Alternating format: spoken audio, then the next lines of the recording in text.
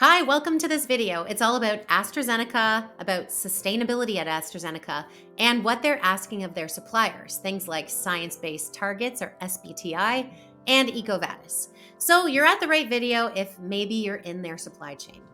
So my name is Lindsay Hampson. I'm the owner of This Rock Inc. We're a sustainability consulting firm, and we've helped lots of companies figure out sustainability certifications, things like AstraZeneca needs. All right. So, what I always like to do is go to the website of the company we're looking at. So, AstraZeneca has a website, and as you can see, they have a sustainability page. We can learn tons about it. Their approach is science based. And if you ever heard of SBTi or the Science Based Target Initiative, they're all over it. There's a lot of highlights for them. Their achievements 90.4 million people reached through access to healthcare programs. Reduction of scope 1 and 2 emissions since 2015 at 77.5%, and 50.6% senior middle management roles are held by women. Lots of sustainability. Again, sustainability is not just the environment, it's also social and governance as well. So you can read a little bit more about their impact. They have a lot of resources on the page. They also have a section called reports where we can go through and specifically look at any data we want for previous years. And so I did. So I went to two reports. One is their giant sustainability report. The newest one is May 2024. And you can see it's covering a bunch of things: sustainability by the numbers, for example, impact stories, taking bold action. You can really see what they care about and why they care about it. So, net zero, they're counting all of their greenhouse gas emissions. They're trying to push it down their supply chain as well. Product sustainability, natural resources, and so on.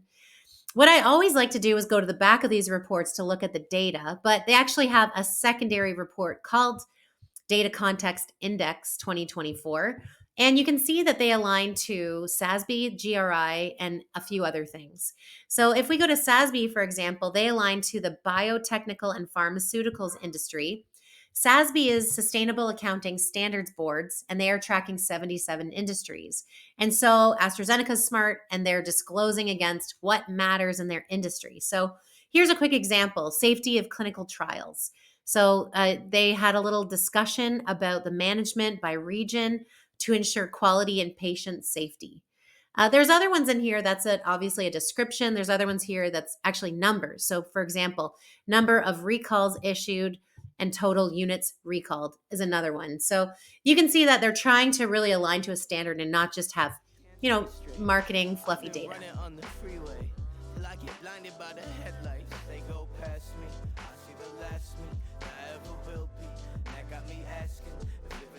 I do believe that they are a leader in sustainability. They definitely are one of the leading pharmaceutical companies that I see asking for sustainability of their suppliers. A bunch of our clients actually supply to AstraZeneca, and that's why we're working with them to help them figure out sustainability certifications and so on. They also have super strong accountability with these supply chains. They do yearly audits on their suppliers. If they have RFPs out, they take into account the sustainability of those that are bidding.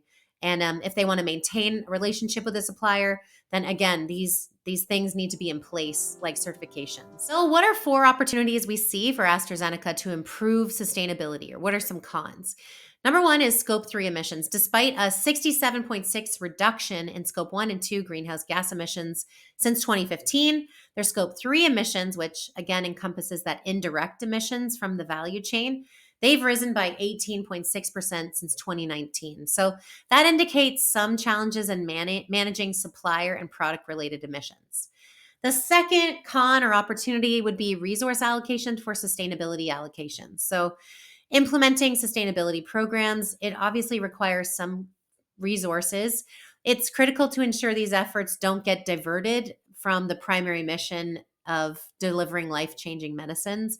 Sustainability is so important, so they need to keep it front and center. Number three is potential oversimplification of reporting. They started condensing complex sustainability metrics into a consolidated data sheet, and that may oversimplify or nuance some aspects of the sustainability reporting across environmental and social impacts. So, again, more data is better data. And finally, the fourth one is just risk of superficial compliance. There's There's a concern for focusing on achievable, favorable sustainability ratings that could lead to a superficial compliance, where the emphasis is on scoring well rather than actually implementing something genuine and impactful. So if you're watching this video, likely this slide is for you. So supplier expectations.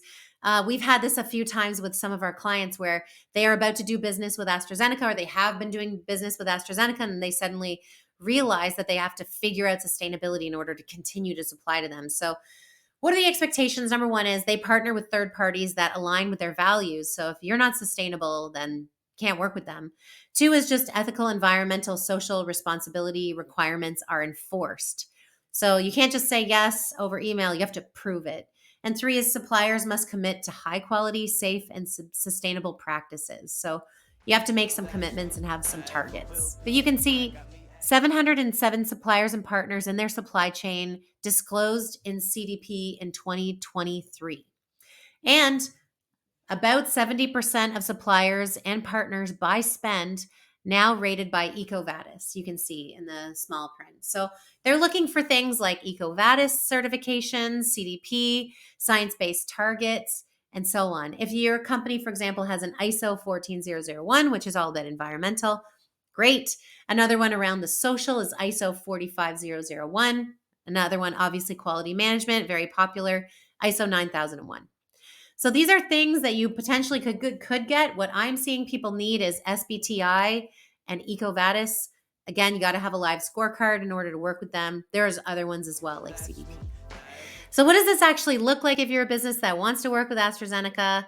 Number one is you need to start tracking your greenhouse gas emissions. So what does that really mean? It means you got to go get your energy consumption data for a baseline year. So if you have 3 locations, you got to get 12 months of data across 3 locations for kilowatt hours, for example.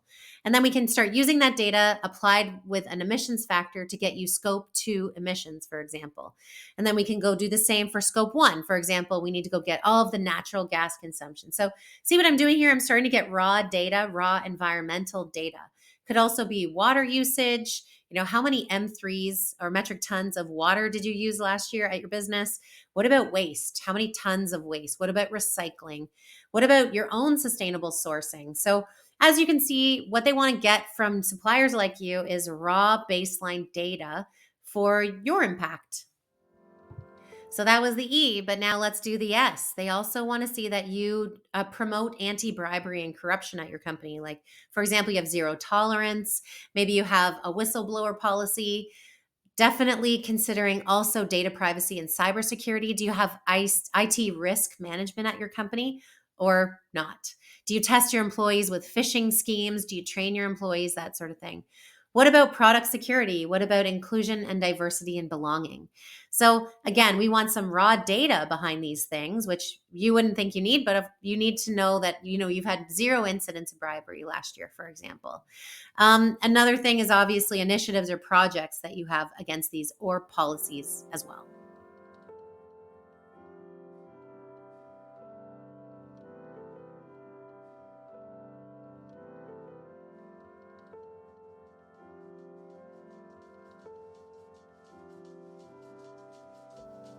I know it can seem like this is a big can of worms, but I guess 2 things. One is once you get started, it won't be as bad as you think it's going to be, and it actually will be kind of rewarding too. And number 2 is that this won't be the only client of yours that's asking about sustainability this year, next year, and in the coming years. Sustainability, knowing your greenhouse gas emissions, having objectives for net zero, you know, tracking the health and safety of your employees, of your customers, this stuff is not going away. Figure out what you need and then do your homework. Again, it's never as bad as you think. And I have to tell you that being good is good for the bottom line of your business as well. Because once you start tracking energy consumption or water, you can start thinking about a couple of ways to reduce consumption, which is only good for the bottom line. All right, if you found this video helpful, please give me the thumbs up. If you have any comments or suggestions for future videos, please let us know. We always try to make these to improve education and knowledge of sustainability for companies just like yours. All right, have a great week, and thanks again for watching.